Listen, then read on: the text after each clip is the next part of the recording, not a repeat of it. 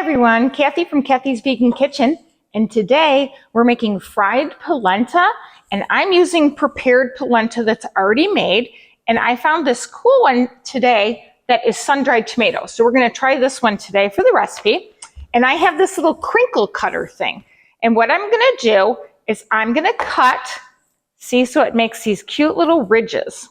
Now, you don't have to have a crinkle cutter to do this, but I like to. And if you'd like to make your own polenta, you can do so. It's just easier to buy this, and there's nothing in it but cornmeal and flavoring and seasonings, and that's it. So what I'm doing is I'm going to cut them into equal-sized pieces, and then I'm going to place them on the air fryer pan. And if you have a round air fryer pan, what you're going to do is you are going to cook it in batches, but luckily mine are all going to fit on one tray, hopefully. And I'm going to take some Italian seasoning, and I am going to season the top of the polenta pieces. And I'm going to preheat my air fryer to 350 degrees, and you want to make sure you preheat it so it cooks evenly. And we're going to cook these for 15 minutes. And then in the meantime, while it's cooking, I have a half a cup of tofu feta cheese that I'm going to put inside my food processor. And I'm going to put 1/8 of a cup of plant milk.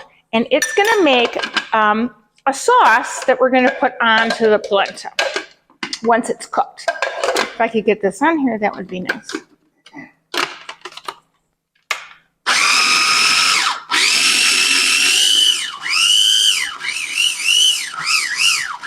And we're going to pop these into the air fryer for 15 minutes, and then I'm going to show you what we're going to do.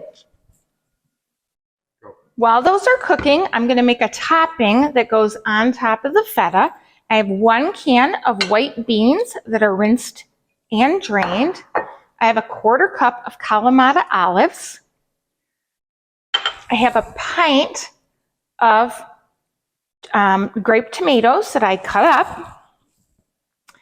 And I have 3 cloves of garlic,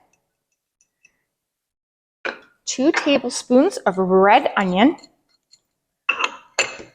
and 2 tablespoons of balsamic glaze.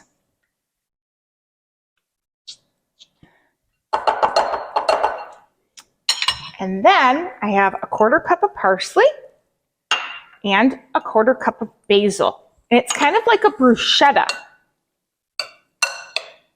And I'm going to stir it all together. And that is going to go on top of the little polenta slices that I'm going to spread that on first. And then we're going to put this bruschetta topping on top. And it is delicious.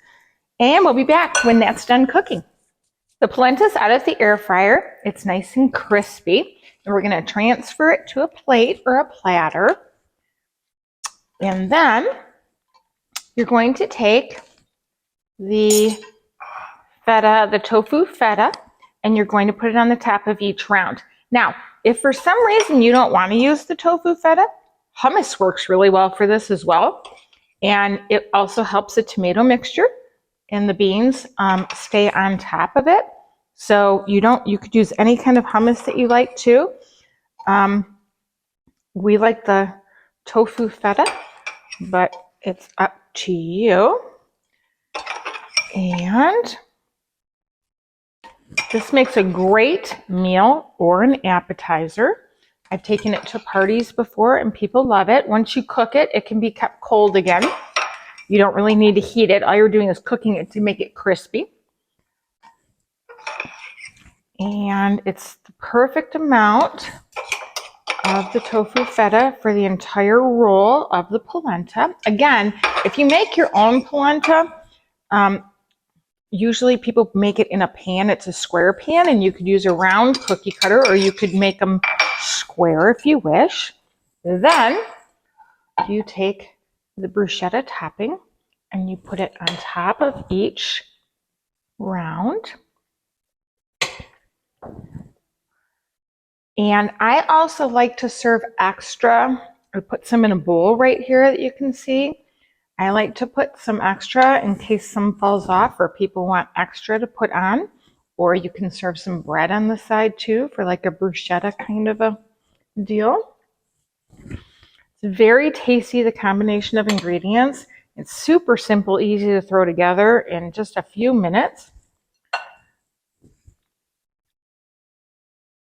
And literally, like within a half an hour, you have a beautiful, festive looking appetizer or meal.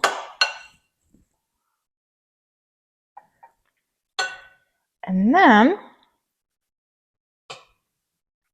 I put a little more basil on top, just a tiny bit on top.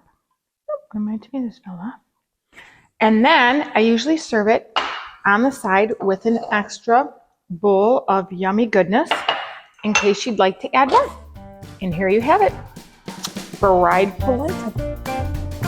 I hope you enjoy.